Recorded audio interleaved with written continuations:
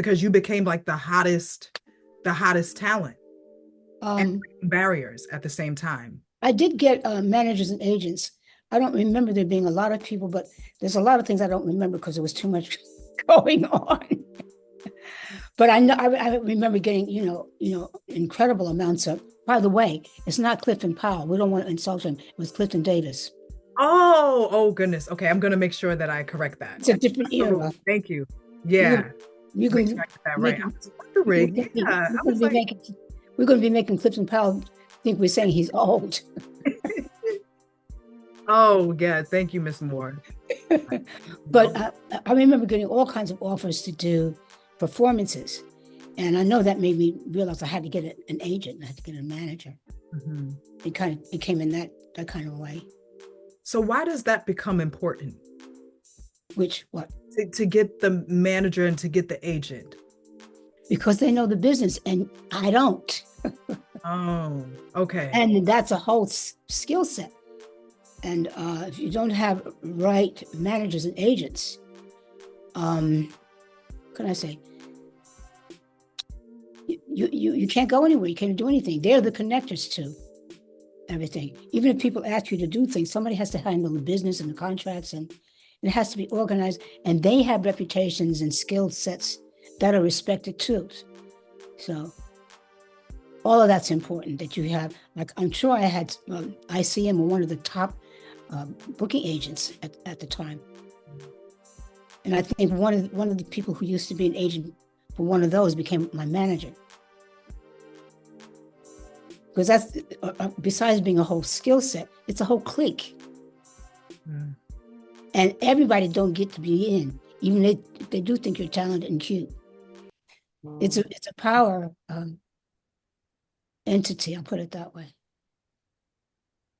So how do you? I mean, besides unions and all that, Mhm. So how does that work? Does the big shot manager and agent have to approach the artist, or can you reach out and they If see? I had known, I could have reached out, but I didn't know where to go. I didn't know where to go to audition because I had nothing. I came from being a school teacher, Right. Yeah. wonderful musician, but I didn't know the industry. Hmm. And your career just and it took. I know you said it didn't take off immediately, but it took off. Well, I'm telling you about the part when you say took off, when I'm invited to do all the major television shows as a solo artist and all that. But I mean, starting off your career in a Broadway musical hit, Hmm. it's kind of starting at the top. And I didn't come into the show as the star of the show, but I left as the star of the show. So your life changed overnight. Yes, Yeah. that's a better way to say it. Yes, yes. So how do you deal with that? And what is your advice to artists who are experiencing that whirlwind of success where their life just changes overnight? Is that easy to navigate at No, all? no, it's impossible to navigate. I don't have any advice. I just say, God bless you. It's a great gift. If you can understand that and try to kind of keep calm, then you kind of can figure out who to go to and who can get you some wisdom and some counsel and some protection. And with getting that expertise from the managers and agents, Miss Moore, can you also take advice from people like your family, people who know you and love you? Can you take career advice from them now that you're? Absolutely. Like my parents, they were very successful in the area that they were, but they didn't have it at the level I had or the type. But well, I think integrity in honesty and honor are the things that you kind of go by if you don't know what the technical rules are. And like Daddy and Mother always warned us about how much wickedness there is in the entertainment industry, because anybody can be in it. You don't really have it necessarily requirements to be in it. And then once you get to be really successful at it, all kinds of negative things come out of the woodwork at you. We're always warned about that. Yeah. Then of course, I grew up in a show business family, so I kind of saw that. And I think maybe the important thing to remember is that as fabulous as it is, it's not guaranteed. So like you have to be somehow geared to your life and your emotions going like this. Mm. Nothing's stable. Also, I think what one of the things I saw maybe from coming from education and learning that there are rules to just basic finance and business. It's in everything. It's in everything. If I could learn what the basics were, then I'd have some rules to set for myself.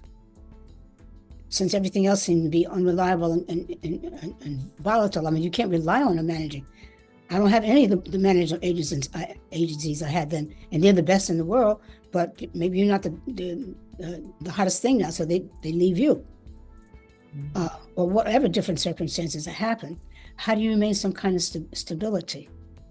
And I guess that's where the School of Hard Knocks comes in handy. If you want to do this, you will learn. Because I really love to do this. I believe I'm supposed to be here.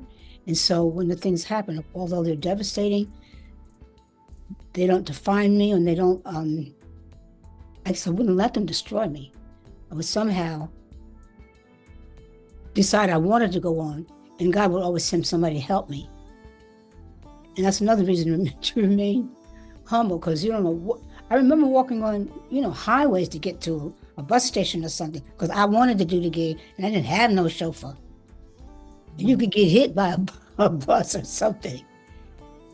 And so you have to decide that you're going to be courageous, and you got to carry your own suitcase, and you're out on the highway and whatever. So make sure you have some sneakers, first of all, because you want to do this. Make sure you stay healthy. What does that take for you? These are kind of basic things. And when I say basic, I mean basic to humanity. Mm-hmm.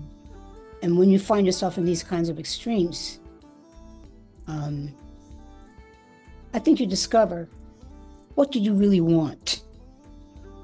Why don't you go do something that people call secure or stable? You won't have to go through all of this.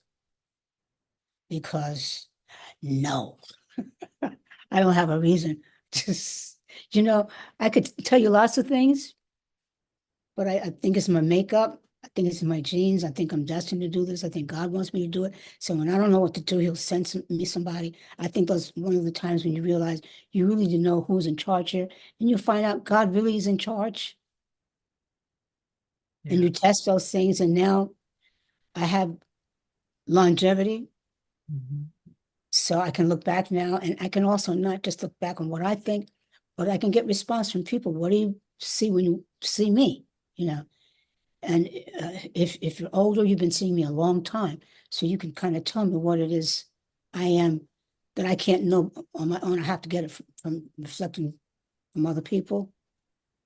Speaking of that, yeah, one of the ways also that you stay current is that you are on social media.